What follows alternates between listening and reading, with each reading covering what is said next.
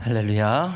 오늘 이 아침에 이렇게 삼일교회에 와서 우리 많은 성도님들 또 이렇게 뵙게 돼서 너무 감사한 마음입니다.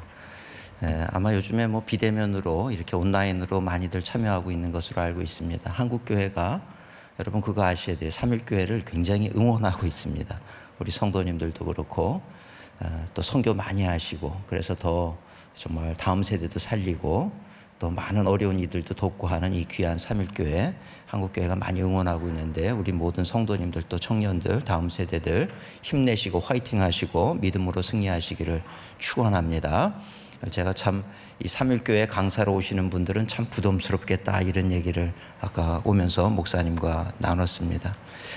워낙 우리 송 목사님이 말씀이 좋으시니까 오셔서 말씀 전하려고 하는 분들이 많이 부담이 되는 그런 것이 사실인 것 같아요. 오늘 저도 참 부족하지만 오늘 3일 동안 이렇게 초청을 받고 왔는데 오늘 말씀을 나누는 가운데 하나님의 크고 놀라운 은혜가 우리 삼일교회와 모든 성도님들에게 충만하시기를 축원합니다. 오늘 저는 첫 시간에 이 말씀의 권세와 능력에 대해서 말씀을 전하려고 합니다. 기독교는 별칭이 많이 있습니다. 생명의 종교, 희망의 종교, 용서의 종교, 많은 이름이 있는데 그 중에 하나가 말씀의 종교입니다. 이 말씀은 그저 관념이나 우리가 아는 것처럼 그저 글이나 이런 것이 아니에요. 하나님의 말씀은 오늘 읽은 말씀처럼 살아있고 운동력이 있는 말씀인 줄로 믿습니다. 능력이 있다는 거예요. 활력이 있다는 건 뭐냐면 망치를 가지고 돌을 내리치면 어떻게 됩니까? 돌이 깨지는 거거든요. 말씀을 듣다 보면 이런 변화의 역사가 나타난다라고 하는 것입니다. 그저 우리가 세상의 이야기를 들으면 그냥 한 귀로 듣고 한 귀로 흘러가지만 하나님의 말씀은 그렇지 않아요. 이 말씀을 들을 때 뭔가 변화의 역사가 일어나고 그래서 이 하나님의 말씀을 이 말씀 앞에 서게 되어질 때 이 깨어지지 않을 사람이 없습니다. 변화되지 않을 사람이 없다라고 하는 것입니다. 한 번은 저희 교회에서 이 어린 5살짜리 꼬마 여자아이를 데리고 부모가 이렇게 저를 찾아왔어요. 그래서 어쩐 일이십니까? 그랬더니 이 남편은 여자분은 굉장히 신앙이 좋은데 남편은 신앙이 하나도 없어요. 그래서 교회를 왜 다니냐 그러고 그러는데 그 5살짜리 어린 아이가 너무나도 무서워하는 거예요. 밤에 잠을 잘 때도 무섭고 화장실도 못 가고 그러고 늘 그냥 무섭다 그러고 잠을 못 자니까 이 엄마가 우리 목사님을 한번 만나러 갑시다. 그래가지고 아이를 데리고 왔는데 사랑하는 딸이 오니까 아버지도 따라온 거예요. 그래서 이런 얘기를 듣고 저 어린 아이에게 이 복음을 심어줘야 되겠다. 우리 주님이 함께 하신다는 이 메시지를 좀 전해야 되겠다. 그래서 그 아이를 앞에다 앉혀놓고 제가 예수님이 너를 사랑하시고 눈에는 보이지 않지만 늘 함께 하시고 또 천군 천사를 통해서 너를 지켜주셔. 그러니까 두려워하지 마. 하나님은 살아계시고 너를 얼마나 사랑하는지 너를 지켜주신다. 이 얘기를 했더니 갑자기 옆에서 듣고 있더니 아버지가 신앙이 하나도 없는 분인데 벌떡 일어나더니 그래서 제 방을 이렇게 왔다 갔다 하고 벽을 이렇게 쳐다보고 이러시는 거예요. 그러니까 이 엄마가 얼마나 당황이 되겠습니까? 그러니까 여보 와서 앉으라고. 그런데 들은 척도 안 하고 계속 벽에 서가지고 붙어있는 그림을 보고 이러고 있는 거예요. 그래서 그냥 제가 내버려 두시라 그러고 이 아이에게 계속해서 복음을 전했어요. 그러는데도 이분은 계속 벽만 쳐다보고 있고 이상한 일이잖아요. 그러니까 이제 엄마가 보다 못해가지고 당신 왜 그러냐고 일로 와서 앉으라고. 그러니까 이제 어쩔 수 없이 이렇게 돌아서는데 보니까 얼굴에요 눈물 콧물이 범벅이 돼 있는 거예요. 막 울고 있는 거예요. 너무 민망하니까 이 닦지도 못하고 돌아서서 이렇게 뒷짐지고서 벽을 보고서는 그게 펑펑 울고 있는 거예요. 그러면서 이제 민망하니까 하는 얘기가 왜 이렇게 내가 눈물이 나는지 모르겠다고 왜 이러지요? 그러고 그러는 거예요. 그래서 당신도 앉아보라고. 그래서 앉힌 다음에 복음을 2사람에게 전했어요. 왜 그러냐면 당신의 영이 반응하는 거다. 하나님의 말씀을 들을 때 당신은 그저 이 혼적으로 생각을 할 때는 아무런 일도 일어나지 않는 것 같지만 이 말씀이 이렇게 전해지는 그 가운데 당신의 영이 지금 반응하는 거다. 이 영의 세계를 아셔야 됩니다. 우리가 눈에 보이는 이것이 전부가 아닙니다. 영의 세계가 있고 하나님은 우리를 살리기 위해서 독생자 예수를 보내셨고 우리가 예수 그리스도를 믿음으로 우리가 구원받게 되고 새로운 세계를 사는 그런 인생이 되는 것입니다. 복음을 전했더니 그러냐 그러더니 이분이 가서 어떤 변화가 일어났어요. 그래서 그 다음 주부터 얼마나 열심히 교회를 나오는지 지금도 아주 착실하게 그 아이를 데리고 교회 와서 예배를 드리면서 말씀이 그 안에 차곡차곡 쌓이는 걸 봤어요. 근데 제가 그 경험을 통해서 깨닫게 되는 것은 하나님의 말씀은 살아있는 말씀이라는 것이 이런 것이로구나. 그렇게 교회 가자 그래도 안 오던 분이 그저 하나님의 인도하심으로 말미암아 딸에게 문제가 있는 것처럼 보여서 와서 복음을 듣는 순간에 변화의 역사가 일어나는 거죠. 그래서 하나님의 말씀은 살아있는 말씀이고 활력이 있는 말씀, 운동력이 있는 말씀이고 우리를 변화시키고 환경을 변화시키는 능력의 말씀이 되는 줄로 믿습니다. 그래서 이 말씀의 능력, 이 말씀 속에 담겨있는 이 권세라고 하는 것이 참 놀랍다는 거예요. 저는 오늘 이 아침에 이 말씀 속에 어떤 권세가 담겨있는지 세 가지 말씀을 잠시 나누고 함께 은혜를 나누고자 합니다. 첫째는 이 말씀 속에는 무에서 유를 창조하는 능력이 있다는 거예요. 여러분, 무에서 유를 창조합니다. 인간은 유에서 유를 창조하죠. 나무를 가지고 와가지고 그 나무를 잘라서 이런 책상도 만들고 강대상도 만들고 그래요. 사람은 유에서 유를 만들 뿐입니다. 그러나 하나님의 말씀은 무에서 유를 창조하는 거예요. 없던 것을 있는 것으로 만드는 거죠. 그래서 로마서 4장 17절에 보면 그런 말씀이 있어요. 하나님은 죽은 자를 살리시고 없는 것을 있는 것처럼 부르시는 이시니라. 죽은 자도 살리시고요, 없는 것을 있는 것처럼 부르시는 분이시라는 거예요. 믿으십니까? 이 믿음이 우리에게 있어야 돼요. 그래서 빛이 아무것도 없었어요. 무예요. 흑암이 있는 그 가운데서 하나님께서 흑암, 빛이 없는 곳이죠. 그곳에서 하나님이 말씀하시기를 빛이 있으라 말씀하시니 빛이 생겼다는 거예요. 무에서 유가 창조되는 것이 하나님의 말씀의 능력인 줄로 믿습니다. 우리가 신앙생활할 때 그래서 우리의 기초는 하나님의 말씀에서부터 비롯되는 거예요. 믿음이 먼저가 아니에요. 기도가 먼저가 아니에요. 말씀이 먼저라고 하는 것을 오늘 우리가 알아야 돼요. 이 말씀을 믿는 거죠. 이 말씀이 가장 기초가 되고 이 말씀 위에 믿음이 쌓이는 겁니다. 우리가 믿는다는 것은 나는 할 수 있습니다, 이걸 믿는 것이 아니에요. 하나님의 말씀을 믿는 거예요. 나는 하나님을 믿습니다. 어떤 하나님을 믿느냐? 성경에 계시된 하나님을 믿는 거예요. 하나님의 말씀을 통해서 우리는 하나님을 알고 이 말씀을 통해서 예수님을 알고 이 말씀을 통해서 성령을 아는 거죠. 이 말씀을 통해서 오늘 우리 그리스도인의 삶이 어떻게 돼야 된다라고 하는 것을 아는 것입니다. 그래서 이 말씀을 믿는 거예요. 그 위에 믿음이 쌓이고 이 말씀을 믿는 믿음 위에 기도하는 거예요. 그저 비나이다가 기도가 아니고 이 하나님의 말씀을 믿는 믿음으로 기도할 때 그 기도가 강력한 기도가 되는 거죠. 오늘 이 단계를 우리가 잘 아셔야 되는데 그 모든 출발이 어디냐? 이 말씀에서부터라는 것입니다. 여러분, 믿음도 어떻게 생깁니까? 우리가 잘 아는 것처럼 로마서 있는 말씀처럼 믿음은 들음에서 난다 그랬어요. 하나님의 말씀을 들을 때 믿음이 생기는 거예요. 그리고 들음은 그리스도의 말씀으로 말미암느니라. 주님께서 하신 그 말씀을 우리가 듣고 읽고 묵상하고 할 때 믿음이 생긴단 말이에요. 없던 믿음이 생기는 거예요. 우리의 믿음의 출발점은 그래서 하나님의 말씀이라는 것입니다. 말씀을 읽고 묵상하고 듣게 될 때 믿음이 생기는데 믿음이 있는 사람들은요, 불가능에 도전하는 꿈이 생기는 거예요. 믿음이 있으면 도전하게 되는 거예요. 이건 안 된다. 아니, 안 되는 게 어디 있느냐. 하나님이 함께 하시면 된다. 믿음이 생기고 보면 모든 것이 달라지는 거예요. 우리 사람들은 늘 현실을 분석하거든요. 이건 안 되는 상황입니다. 이건 어려운 상황입니다. 이렇게 얘기를 해요. 근데 믿음이 있는 사람들은 할 수 있거든요. 무슨 말이냐? 믿는 자에게는 능치 못함이 없습니다. 하나님이 행하시는 걸 보는 거예요. 지금 이 상황을 붙들고 계신 하나님을 믿음의 눈으로 보게 되는데 그런 믿음의 눈을 갖는 사람은 어떤 사람이냐 하면 이 하나님의 말씀에 사로잡힌 사람들이 그런 믿음의 눈을 갖게 되는 거예요. 세상 사람들이 바라볼 때는 저 골리앗을 이길 수 있는 사람은 없다라고 얘기를 하지만 믿음의 눈을 가진 사람이 보면 하나님 앞에 골리앗도 티끌처럼 보이는 거죠. 그러니 하나님이 함께 하시면 우리가 이깁니다. 이런 담대한 말씀을 선포할 수가 있는 거예요. 이게 우리 그리스도인의 특권이라고 하는 것입니다. 오늘 우리 삼일교회 성도님들이 이 믿음을 갖게 되시기를 주님의 이름으로 축원을 드립니다. 그러려 그러면 말씀에 사로잡혀야 돼요. 내가 말씀에 사로잡힐 때 이 말씀이 나를 붙잡게 되는 거예요. 이 말씀이 나를 붙잡게 되면 말씀의 사람으로 살아가게 될 때는 우리의 삶 속에서 놀라운 기적의 역사가 펼쳐지고 없던 꿈이 생기는, 무에서 유가 탄생하듯이 없던 꿈이 생겨지는 거예요. 그 꿈을 가지고 우리가 또 도전하게 될 때 하나님의 도우심 가운데 놀라운 역사를 이루게 되는 줄 믿습니다. 그래서 이 말씀에 사로잡힌 사람들이 우리 역사를 바라볼 때 세상을 변화시켰어요.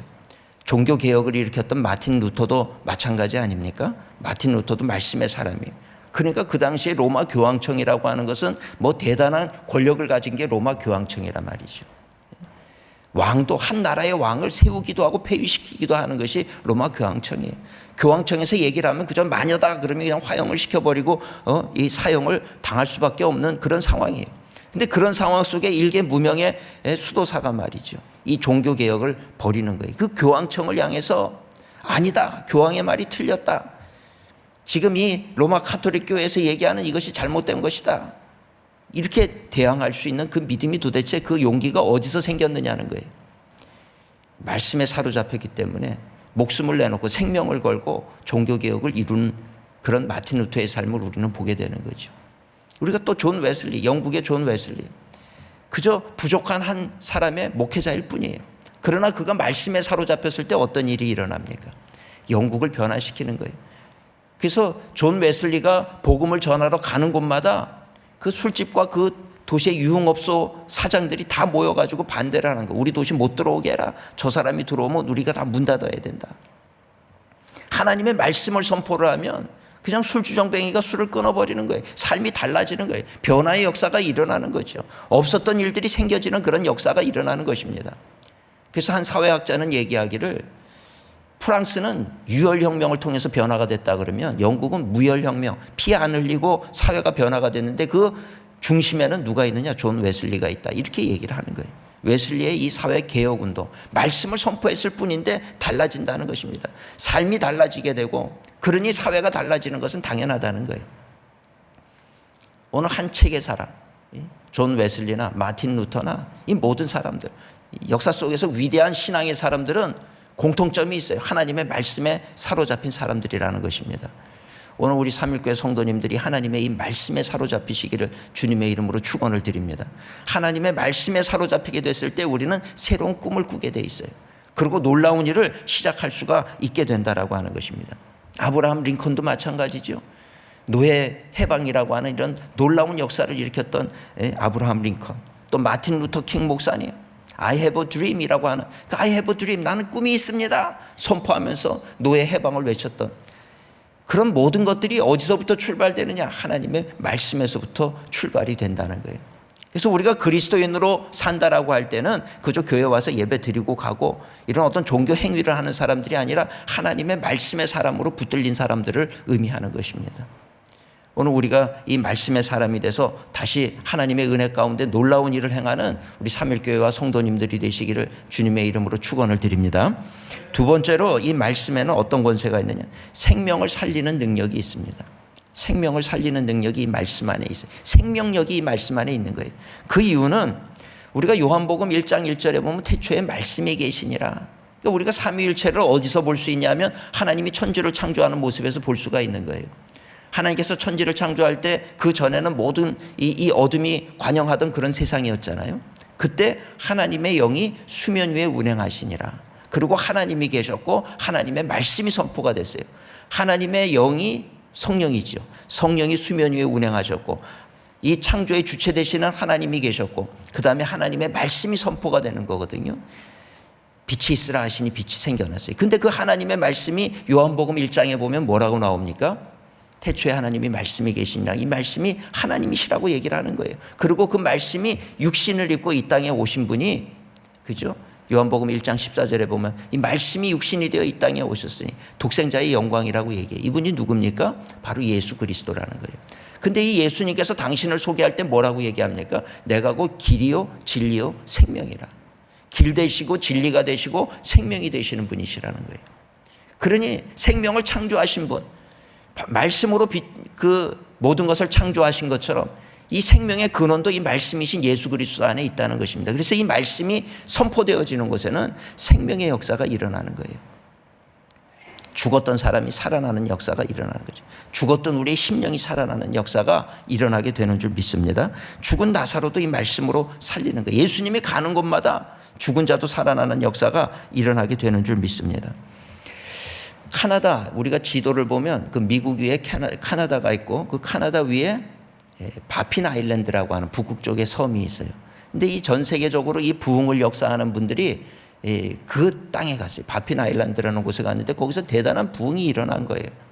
그래서 도대체 이런 부흥이 어떻게 일어났나 가서 보면서 연구를 하는데 그 땅이 원래는 그렇게 부흥하고 예배를 드리는 땅이 아니고 술과 마약과 이 강도와 뭐 이런 것들이 아주 죄악이 너무나도 관영한 그런 땅이었어요.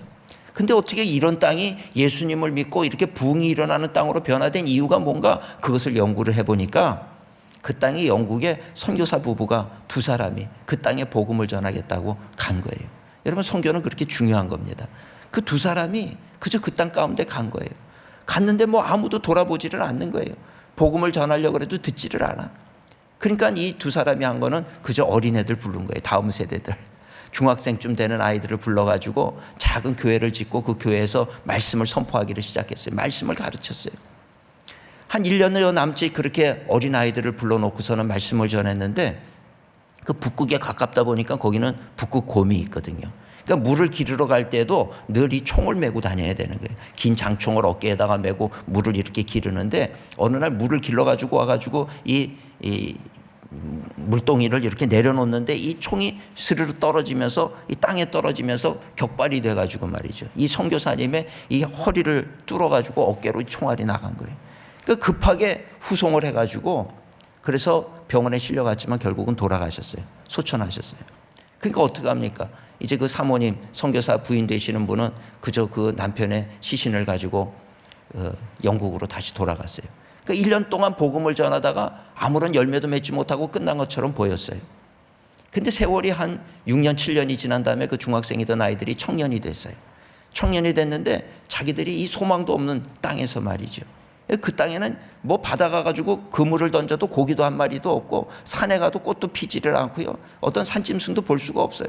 그저 원조를 받아가지고 이렇게 살아야 되는데, 그러니까 이 남편들이 그저 남자들은 그냥 술 먹고 길거리에 다니는 사람 있으면 강도질을 하고 그러는 거예요. 그러니까 여자들이 대낮에는 거리를 다닐 수가 없는 그런 땅이었어요. 어떻게 보면 정말 저주받은 땅처럼 보이는 그런 땅이었단 말이죠. 근데 이렇게 복음을 전했는데, 그러니까 이 청년이 된 다음에도 이 아이들이 소망이 없는 거예요. 그러니까 어느 날 자기들끼리 모여가지고 그 교회로 몰려왔어요. 모여와가지고 그 선교사님을 생각하면서 말씀을 읽으면서 기도를 하는데, 거기 오순절 마가 다락방처럼 거기 성령이 임해버린 거예요. 그 갑자기 뭐 뜨겁게 기도를 하면서 그 대여섯 명 모인 그 청년들이 기도를 하는데 뭐 이상한 소리가 나고 정말 땅이 진동하는 소리가 들리고 말이죠. 놀라운 그런 어떤 성령의 역사가 그 작은 교회에, 그 청년 몇 사람이 모인 곳에 그런 역사가 일어난 거예요. 그러고 나니까 매일 모여가지고 기도를 하는데, 그 기도로 인해서 놀라운 것이 그 땅이 변화되기를 시작을 하는 거예요. 사람들이 엄마 아빠가 교회로 나오기를 시작을 하고, 그러니까 우리에게 복음을 가르쳐 줄 수 있는 선교사님을 파송해달라. 그리고 많은 선교사님들이 오면서 목사님들이 와가지고 그곳에 교회를 세우고 복음을 전하기 시작하는데, 순식간에 그 땅에 교회가 뭐 마을마다 생겨나면서 부흥이 일어나는데 말이죠. 자기들이 이렇게 살아서는 안 되겠다 생각을 하고 회개하고, 그동안 자기들이 안 좋은 그런 음란 서적이라든지 비디오 테이프라든지 술이라든지 마약이라든지 이런 거를 다 끌고 나와가지고 그 마을 한 곳에 쌓았는데 뭐 산더미 같이 쌓인 거예요. 거기다가 기름을 붓고 그 모든 걸 다 태워버리고, 우리가 이제는 새로운 인생을 살겠습니다. 하나님의 은혜 가운데 살겠습니다. 완전히 그 성도들이 다 달라져 버린 거예요. 사람들이 달라졌어요. 여러분, 그랬는데 신기한 게 있어요. 신기한 게 뭐냐면, 그러고 나서 바다에 가서 그물을 던졌더니 고기가 잡히기를 시작하는 거예요. 그 바다에 없던 고기들이 나타나기를 시작을 한 거예요. 산에는 보니까 산양이 뛰어놀고 새들이 날아다니기를 시작하고, 봄이 되니까 꽃이 피기를 시작을 하는 거예요. 참 놀랍지 않습니까? 근데 저는 그 부흥 보고서를 보면서, 야, 정말 놀랍다. 어떻게 이럴 수가 있느냐. 그럴 수가 있는 거더라고요. 성경을 보면. 여러분, 창세기 3장에 보면 아담과 하와가 범죄를 했을 때 어떤 일이 벌어지는지 아십니까? 창세기 3장 17절에 보면 하나님의 말씀을 어기게 됐기 때문에, 그 다음에 이렇게 돼 있죠. 아담에게 이르시되 내가 내 아내의 말을 듣고 내가 내가 먹지 말라 한 나무의 열매를 먹었은즉 땅은 너로 말미암아 어떻게 돼요? 저주를 받는다는 거예요. 사람이 죄를 범하면요, 땅이 저주를 받게 돼 있어요. 그리고 너는 평생에 수고하여야 그 소산을 먹으리라. 땅이 저주를 받으니까 어떻게 되는지 아십니까? 3장 18절에 보면은 땅이 가시와 엉겅퀴를 낸다 이렇게 돼 있어요. 땅이 가시와 엉겅퀴를 낸다. 그 수고를 해도 내가 수고한 거 100% 결실을 거두느냐? 그렇지 못하다는 거예요. 이 땅과 인간의 죄가 밀접하게 연관이 있다는 것입니다. 그래서 참 신기한 거는 역대하, 우리가 잘 아는 역대하 7장 14절에 솔로몬이 성전 낙성식을 하고 난 다음에 그 다음에 하나님 앞에 기도하고 할 때 하나님의 응답이 오는 것이 역대하 7장 14절인데 이렇게 되어 있잖아요. 내 이름으로 일컫는 내 백성이 그들의 악한 길에서 떠나 스스로 낮추고 기도하여 내 얼굴을 찾으면 내가 하늘에서 듣고 그들의 죄를 사하고 그 다음에 뭐라고 되어 있어요? 그들의 땅을 고친다 이렇게 되어 있어요. 놀랍지 않습니까? 인간이 죄를 범하면요 땅이 저주를 받습니다. 그런데 우리가 회개하면 하나님의 얼굴을 구하면 하나님이 우리의 죄를 사하고 그러면 어떻게 돼요? 그 다음에 그들의 땅을 고친다는 거예요. 여러분 북한 얘기해서 죄송합니다만 북한이 사실 평양에 장대영 교회부터 해가지고 엄청난 대부흥, 원산 부흥, 평양 대부흥. 그래서 이 초대교회 역사를 보면 우리 그 한국의 초기 역사를 보면 기독교 역사를 보면 이 남쪽에서 저 전라도에서부터 은혜를 받기 위해서 쌀 한 자루를 짊어지고 그 평양까지 올라갔어요. 은혜를 받기 위해서. 부흥의 불은 이 남쪽에서부터가 아니라 북쪽에서부터 부흥의 불이 붙기 시작한 거예요. 원산, 평양. 예. 그 놀라운 땅에 이게 지금 남과 북으로 갈리고 공산주의가 되면서 교회가 다 사라지기를 시작했어요. 하나님을 믿지 않았어요. 성경에 보면 예수님께서 그러죠. 죄에 대하여라 함은 죄의 근본이 뭔지 아십니까? 너희가 나를 믿지 않는다. 믿음 없는 거, 하나님을 믿지 못하는 게 죄의 근본이라는 거예요. 그 땅이 하나님을 무시하고 하나님의 교회가 다 무너져 내리게 되니까 그 땅이 저주를 받았어요. 그래서 그 땅에는요 그냥 누더기 땅이 되는 거예요. 뭐를 심어도 자라지를 않는 거예요. 이 중국 선교를 가보면 중국에서 이 압록강으로 배를 타고 가다 보면요. 그러면 바로 이 똑같은 압록강물이고 똑같은 땅이에요. 근데 이 중국 쪽은 복숭아도 얼마나 실하게 맺혀 있고 옥수수도 팔뚝만한 옥수수들이 주렁주렁 달려 있어요. 근데 배를 타고 이 북한 쪽 가까이 가서 보면 거기는 그저 옥수수 나무에 옥수수가 열려 있는데 요만한 옥수수가 열려 있어요. 다 말라 있고 죽어 있어요. 어떻게 이럴 수가 있을까? 어느 한 해인가는 그 북한에 정말 풍년이 들었다 이런 소식이 들었는데 풍년이 올 것이다 이런 예고가 있었는데 그 다음에 홍수가 와가지고 다 쓸어버리더라고요. 여러분 저주라는 건 그런 거예요. 그래서 그 땅에 복음이 들어가고 복음으로 말미암아서 그들이 회개되는 역사가 일어나면 그 땅이 축복받는 역사가 일어나게 되는 것이 이것이 영적인 원리라고 하는 것입니다. 그래서 하나님의 말씀을 우리는 부지런히 전하는 그런 하나님의 사람들이 되어야 될 줄로 믿습니다. 성경 말씀을 많이 읽고 묵상할 때 이 생명 에너지가 올라오는 거예요. 여러분 기죽어 있고 힘들고 지치고 피곤하고 그러지 마세요. 하나님의 말씀이 내 안에 들어오게 될 때 우리는 다시 생명력으로 충만해서 하나님의 놀라운 역사를 이루는 믿음의 사람들이 될 줄로 믿습니다. 할렐루야. 세 번째로 이 하나님의 말씀은 어떤 능력이 있느냐? 만물이 복종하는 권세가 있어요. 믿으십니까? 풍랑을 향해서도 잠잠하라 하시니 풍랑이 잠잠해졌단 말이에요. 근데 여러분 이런 말씀 들으면서 말씀에는 그런 능력이 있구나. 좋겠다 이러고 끝나시면 안 돼요. 여러분 저와 여러분은 하나님의 자녀라고 하는 걸 믿습니까? 분명히 믿습니까? 하나님 살아계신 건 믿으십니까? 이 하나님의 자녀들은요 저에게도 이제 아들이 하나 있고 딸이 하나 있는데 자녀의 특권이 뭔지 아세요? 자녀의 특권은 아버지 걸 마음대로 쓸 수 있다는 거예요. 우리 아들은 어느 날 보니까 제 신발을 신고 다니고 제 옷을 지가 입고 있어요.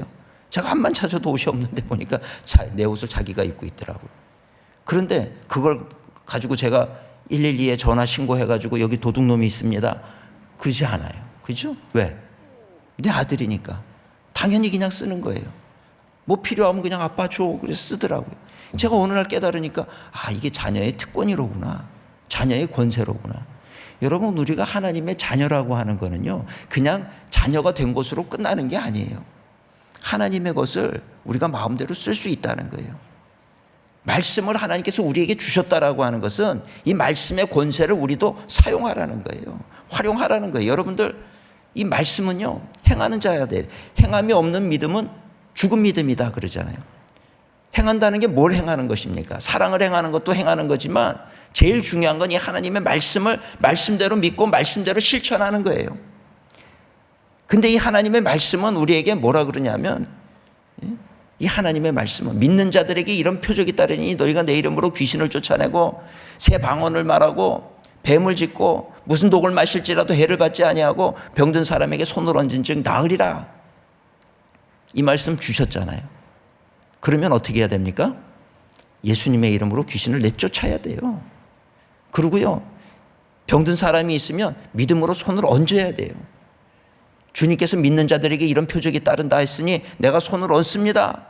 여러분, 하나님의 말씀을 왜 듣고 끝나냐 이 말이죠. 하나님의 말씀은 절대로 우리의 마음속에 듣고 아하 그렇구나 거기서 끝나면 안 돼요. 우리의 실생활 속에 적용이 돼야 되는 거예요. 그렇다고 하셨으니 나는 이 말씀이 진리라고 하는 것을 정말 믿는다라고 하면 그대로 행하는 거예요. 우리에게 원수의 모든 능력을 제어할 권세를 주셨다 그랬으면 그 권능을 가지고 정말 원수의 모든 세력을 제거를 해야 되는 거예요. 요즘에 보면은 가정마다 자녀 문제로 씨름하는 분들이 너무 많아요. 우리 아들이, 우리 딸이 도박 중독에 빠지고 술 중독에 빠지고. 여러분, 그거 우리 아들, 우리 딸이 잘못돼서 그러는 거 아니에요. 성경에 나와 있잖아요. 악한 마귀 사탄이 우는 사자처럼 두루다니며 산필자를 찾는다. 우리 자녀들 뒤 흔드는 거예요. 우리 자녀들이 그 손에 붙잡혀 있어서 그렇게 사고를 치고 그러는데 우리는 그것을 그냥 아이의 문제로 생각을 하고 말아요. 쟤는 도대체 왜 저러는지 모르겠다. 성경 말씀에 나와 있잖아요, 답이. 왜 그래요? 우는 사자가 우리와 우리 자녀들 죽이고 멸망시키려고 오는 거예요. 그럼 어떡합니까? 예수 이름으로, 내 이름으로 귀신을 쫓아낸다 그랬으니까 예수 이름으로 악한 영들, 어둠의 권세들 우리 가정을 흔들고 우리 자녀들을 저리 넘어지게 만드는 그거에 대해서 물러갈지어다 명령하셔야 되는 거예요. 오늘부터 하시기를 주님의 이름으로 축원을 드립니다. 이 믿음의 사람이라고 하는 것은요, 그 증거가 있어야 되는 거예요.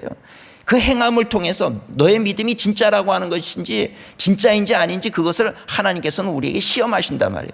아브라함이 왜 믿음의 조상이 됐는지 아십니까? 어느 날 아브라함을 불러가지고 너 오늘부터 믿음의 조상해라. 아니요. 시험하시잖아요. 너 아들 이삭을 나한테 한번 바쳐봐라. 왜? 100세에 얻은 아들이기 때문에 가장 아브라함에게 있어서 귀한 것은 이삭이란 말이에요. 근데 하나님께서 묻는 거예요. 네가 이삭을 더 사랑하는지 나를 더 사랑하는지, 내 말대로 하는지 안 하는지, 네가 진짜 믿음의 사람인지 아닌지 그걸 시험하시는 거예요. 그 아들을 한번 바쳐봐라. 아브라함은요 고민하지 않았어요. 주저하지 않았어요. 그냥 그 명령이 떨어지자마자 주섬주섬 이 장작이랑 제사 지릴 거 다 준비한 다음에 아들 보고 가자 데리고 나가는 거예요. 그래서 그 아들을 죽이려고 그럴 때 어떡합니까? 하나님께서 그만해라. 너의 믿음이 진짜라는 걸 내가 이제 알았다. 그걸 보고 아브라함을 믿음의 조상으로 그렇게 세워주신 거예요. 여러분, 우리의 믿음의 증거가 어디 있습니까? 하나님의 말씀을 들었으면 듣는 것에서 그치지 말고 그 말씀을 그냥 실천하는 거예요. 그럴 수 있기를 주님의 이름으로 축원을 드립니다.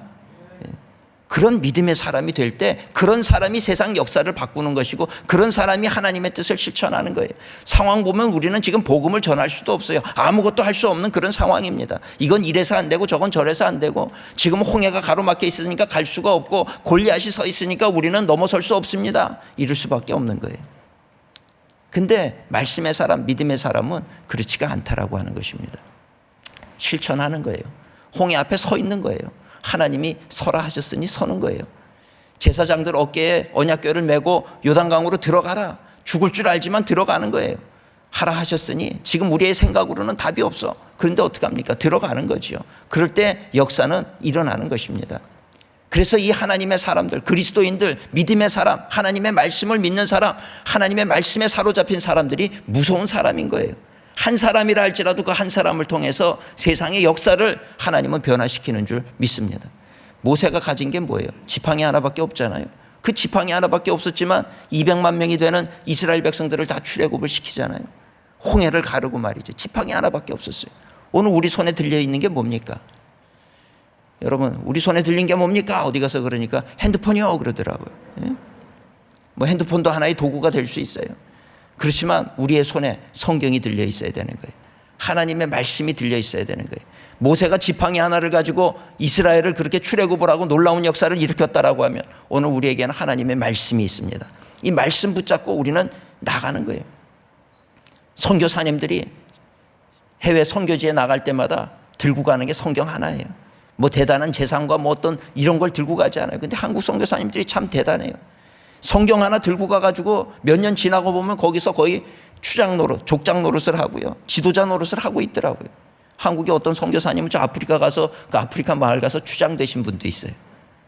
놀랍지 않습니까? 한국 사람들은요, 어딜 가든지 어디다 떨고서 놔도 그냥 거기서 복음을 전하고, 예? 북극에 갖다 놓으면 아마 펭귄들 세워놓고 복음을 전할지도 몰라요. 예? 정말 대단한 분들이에요. 얼마나 놀라운지 모릅니다. 근데 그분들이 그런 대역사를 이룰 수 있는 이유는요, 하나님의 말씀에 붙들리기 때문이라고 하는 것입니다. 여러분, 우리가 이 말씀 붙잡고 담대하게 명령하세요. 명령할 때 하나님께서 명령하고 하나님이 어떻게 역사하시는지를 보세요. 너무 놀랍다는 것입니다.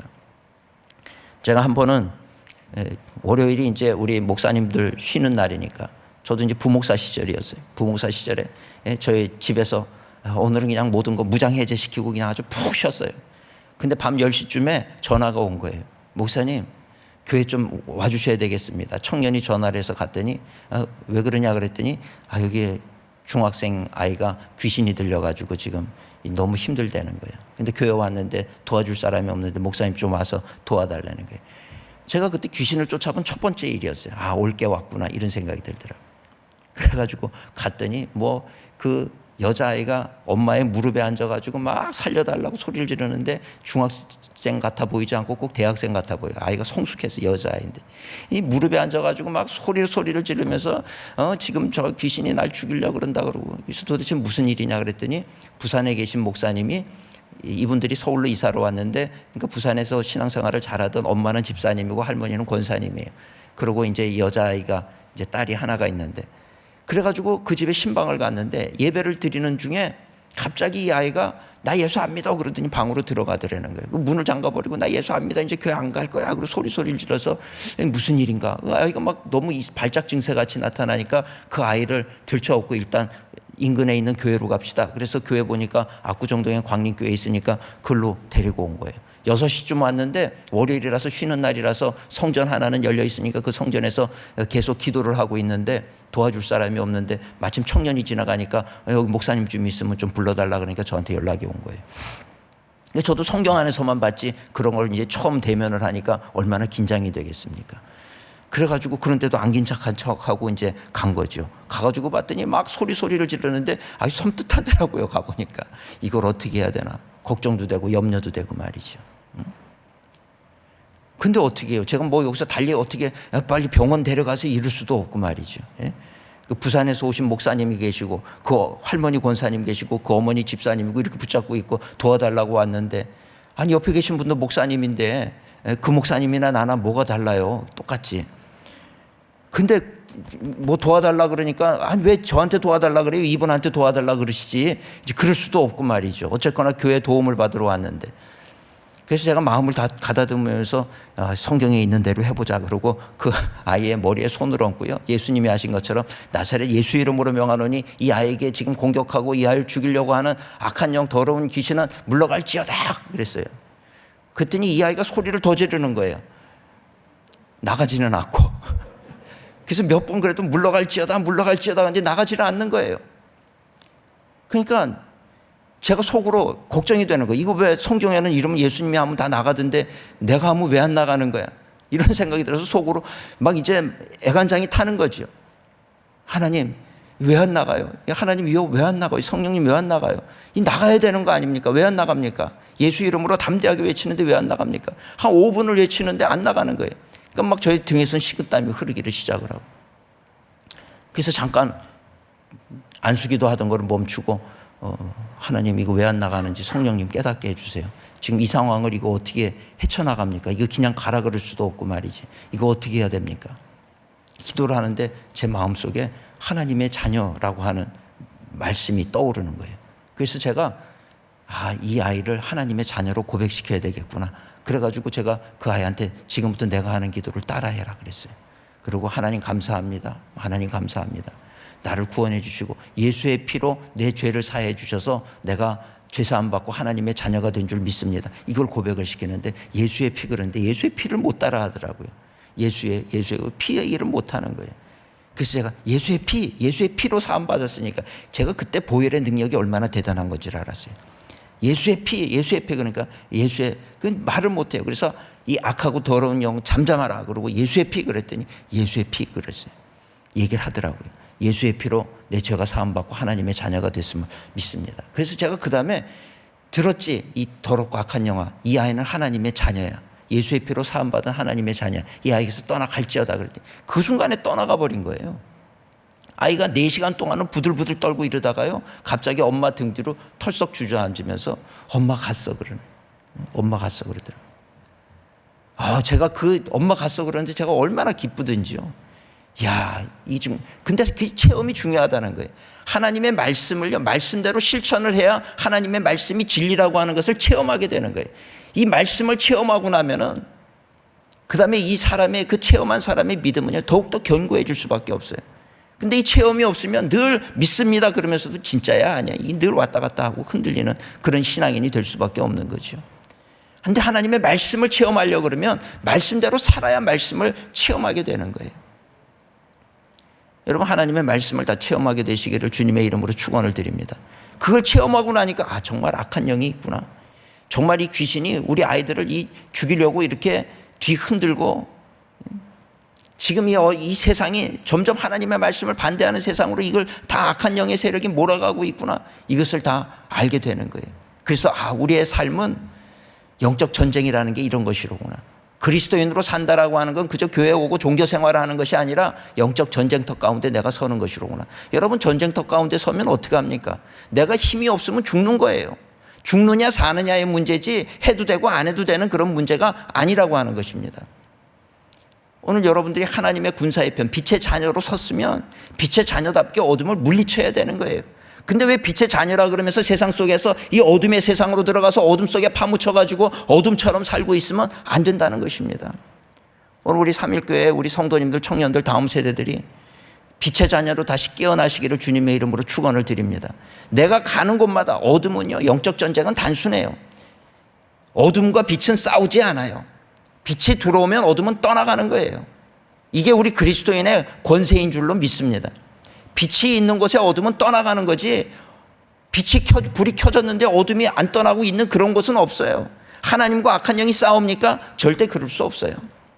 하나님의 영이 임재하는 곳에 어둠은 떠나가는 것입니다. 우리가 하나님의 자녀로, 빛의 자녀로 섰으면 내가 있는 곳이 변화되는 역사가 일어나야 되는 거예요. 내가 캠퍼스에 들어가면 캠퍼스가 변화되고, 내가 친구들을 만나면 친구들이 변화가 되어야 되는데, 오늘날 우리 교회가 이 능력을 잃어버렸어요. 그래서 고등학교 때까지 열심히 신앙생활 잘하던 아이들이 대학교 가가지고 세상에 나가서 청년들 사이에 섞이면 어둠이 돼버려요. 어둠이 빛으로 바뀌는 게 아니라 어둠이 돼가지고 하나님의 말씀을 떠나고, 고등부까지 열심히 신앙생활 하던 아이들이 대학 청년으로 가면서 사라져버리는, 20%만 남아요. 근데 그 20%도 세상에 나가서 그리스도인 아닌 척하고 살아가고 있는 거예요. 여러분, 복음이 틀린 것입니까? 하나님의 말씀이 틀린 것입니까? 뭐가 문제인 겁니까? 우리가 말씀대로 안 살고 있다는 얘기예요. 하나님의 말씀이 해답이라고 하는 것을 확신하지 못하고 살아가고 있는 것입니다.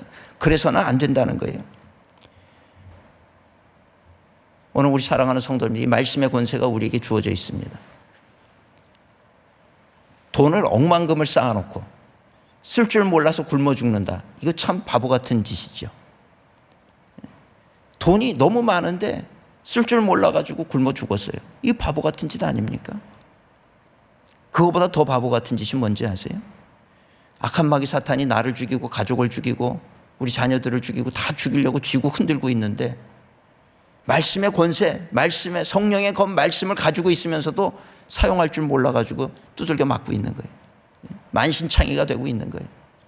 여러분, 이게 오늘 우리 신앙의 현재 모습이라고 하면 이거 문제 있는 것 아닙니까? 오늘부터 말씀을 듣는 것에서 그치지 마시고 말씀을 실천하고 활용해서 악한 영과의 싸움에서 승리하는 우리 모든 성도님들이 되시기를 주님의 이름으로 축원을 드립니다. 그래서 하나님의 말씀을 매일매일 묵상하세요. 매일매일 읽고 또 읽고 말씀을 듣고 말씀 앞에 서세요.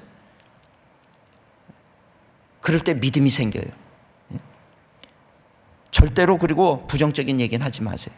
우리의 입술에 권세가 있어요. 하나님의 말씀, 민수기 14장 28절에 보면 너희 말이 내 귀에 들린 대로 하겠다, 이 말씀이 있어요. 왜? 이스라엘 백성들이 하나님의 인도로 출애굽을 했는데 늘 불평하고 원망하고 그러니까 하나님께서 그래? 너희들 맨날 죽겠다 하니까 너희 말이 내 귀에 들린 대로 해줄게. 죽여줄게 이런 얘기. 그러니까 모세가 하나님 그리하지 마십시오.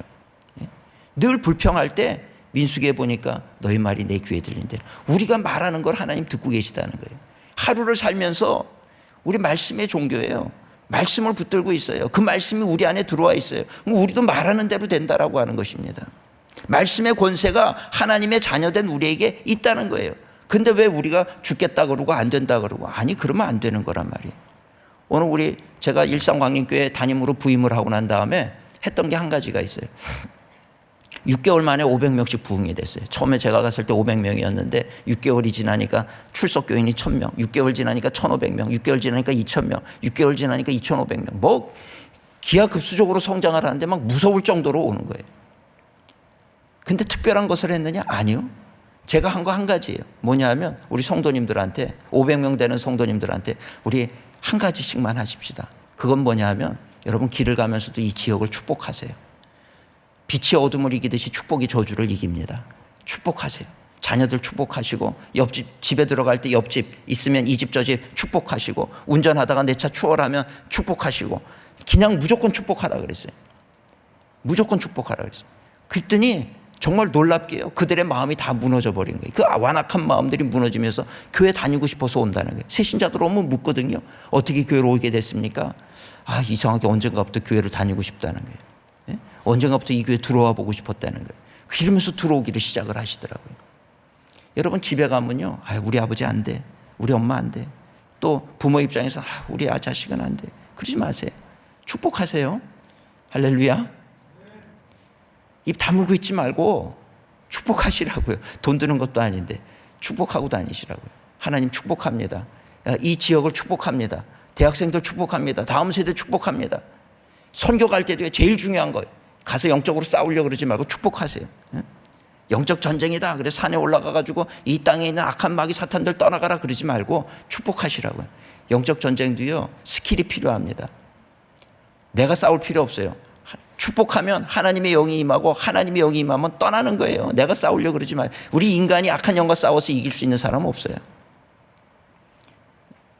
하나님의 은혜를 구하고 하나님의 영광의 빛이 비치도록 하나님 이 땅을 축복합니다. 계속해서 축복하는 거예요. 그게 선교의 지에 가서 제일 중요하게 해야 될 일이에요.